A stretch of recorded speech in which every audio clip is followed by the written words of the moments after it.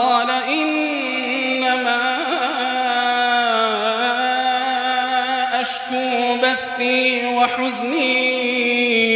إلى الله وأعلم من الله ما لا تعلمون يا بني اذهبوا فتحسسوا من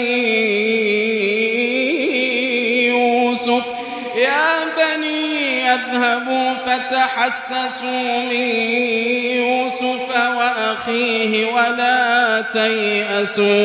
وأخيه ولا تيأسوا من روح الله